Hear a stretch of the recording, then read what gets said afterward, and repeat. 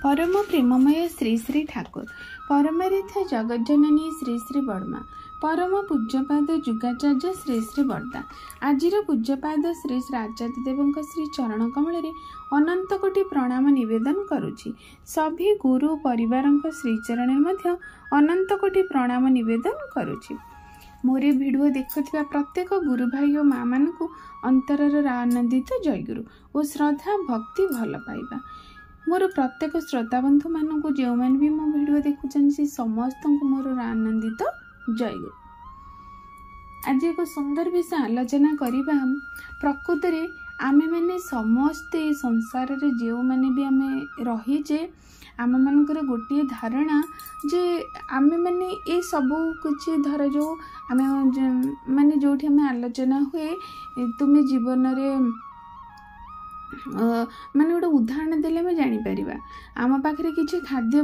पदार्थ अच्छी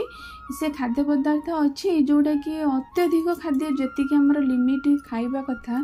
ताठू अधिक खाद्य बहु भाव में आम पाखे रही से सबू किंतु केते परिमाणर खाइबा आमे अवश्य जानीचे अनुमान करी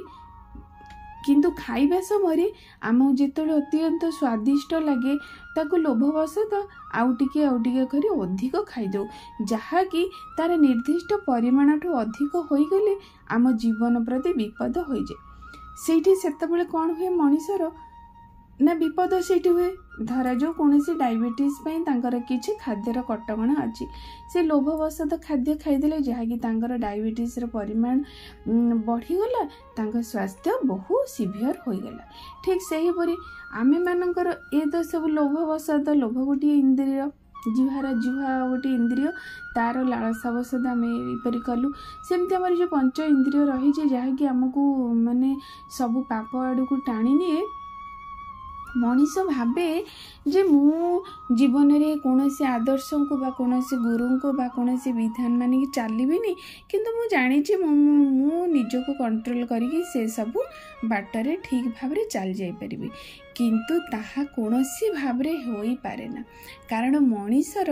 ए मनटी एते चंचल ता निज मन उपरे कौनसी भाव में भगवान मध्य हस्तक्षेप तो करिपारंती नाही। से मनीषटी जेते साधनारत होइथाउ जेते आध्यात्मिकवादी होइथाउ जेते जहाँ भी तांकर तपस्या साधना करी तार इंद्रिय गुड़ी को से दमन कर रखि थाउ किंतु एभली कौनसी एक परिस्थिति आसी जाई पारे जो थिरे मध्य सेई परिस्थिति उपजौथिबा इंद्रिय मध्य सेठी माने से परिस्थिति रे कबलित हो जाती।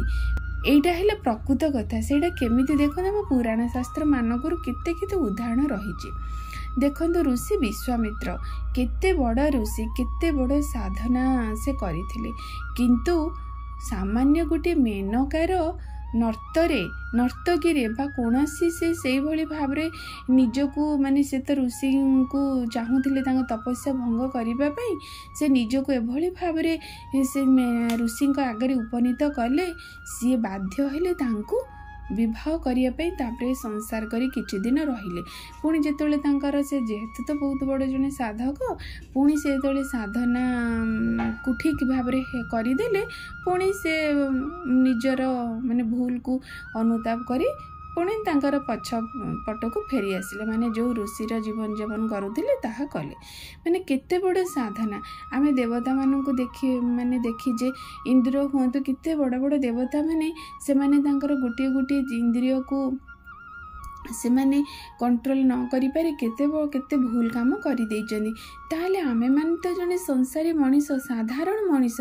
आमे किपरि भाव रे कहि देइ परिबे जे आमे कौन से आदर्श गुरु को जीवन रे ग्रहण न करी आम जीवन को सुंदर सरल भाव रे नहीं जाई परिबा ताहा किंतु वास्तव रे होई पारे ना। तेणु जीवन रे जदि आदर्श गुरु केंद्रिक जीवन यापन मनीष माने चाले नहीं तार एतिकी गोटे फल हो किपरि भाव रे देखंतु माने आमे आ गोटे उदाहरण देले जानि परिबा आमे गोटे पोखरी को जाउचे गाधेइबा पाई जेतेबेले जाउचे सेठारे खूब सारा रहीचे शिउली आमे किंतु कोन कहूचे ना शिउली को मो पाद पूरा चापिकी रखिबी जहाँ कि मो गोड़ सेठी खसी जीव नहीं मोर किछि क्षति हबनी आमे बहु भाव रे बहु सतर्कतार सहित पाद पकईजे आमर पाद सिना पाद उपरे आमर कंट्रोल रही किंतु पादटी जोठी जहाँ उपरे आम पकईचे ता उपरे तो आमर कंट्रोल नहीं। से शिउली तो तुमको खसई नहीं जीव, से शिउली तुम पाद को खसई नहीं गोटे दुर्घटना करदेव। तुम गोड़ हो हाथ हो जो अवस्था भी थाओ ताहले सेठी कहार माने प्रभावटा पड़ा परिवेश परिस्थितिर। ठीक सही परी मनीष निजको जिते भल माने ए सब करिले सुधा जदि परिवेश परिस्थिति उपरे परिवेश परिस्थिति तापरे खूब प्रभाव पकई पारे। किंतु जदि गुरु आदर्श जीवन रे ग्रहण करी चली थे से शिउली रे आदौ पाद दब ही नहीं, कारण जाने जे शिउली मते खसई दब। कौन सी खराब लोभ हो काम प्रवृत्ति हो ईर्षा हो हिंसा हो ए सब गुड़ी को से माने ताकू से भितरे रही ए माने जुग उपयोगी जो नाम से परम पिता हमको प्रदान करचंदी से नाम को अहनिशि मनन करिबा द्वारा ए सबु गुड़िक मनीषर आस्ते आस्ते साधना होई जीव। कारण यही साधनाटा केवल जुग उपयोगी नाम द्वारा होई पारे ना कि आम जेते भी भजन कीर्तन करूँ जेते भी आध्यात्मिक दिगरे जाऊ कौनसी ना कौनसी दिगरे आमको झुंटी पड़वा ही पड़ो।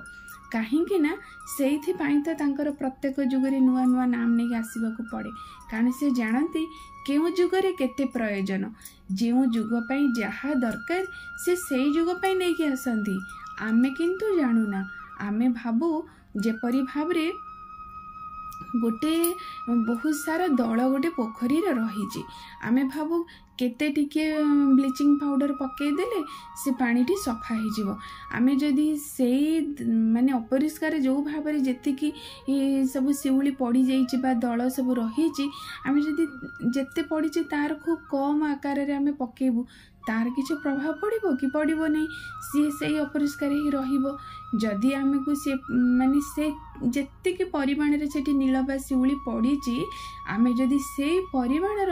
सेठी ब्लीचिंग पाउडर पकेबा से सब खाई सफा करदेव। ठीक सही परी जुग उपयोगी नाम आसी थाए माने परम पिता आनी थांदी जो जुग पई जो माने जहाँ आवश्यक ए जुग पई यही सतनाम जदि आमे मनन करिबा तांकर जहाँ विधान अछि वास्तव विधान जजन जजन इष्टवृत्ति करिबा सतनाम को मनन करिबा तेबे जे ए कली जुगर जहाँ भी किसी समस्या मो निकट को आसुची ताकू आमे समाधान देई पारिबा नतुबा पारिबा नाही। एटा हैला अनुभवर कथा वास्तव कथा।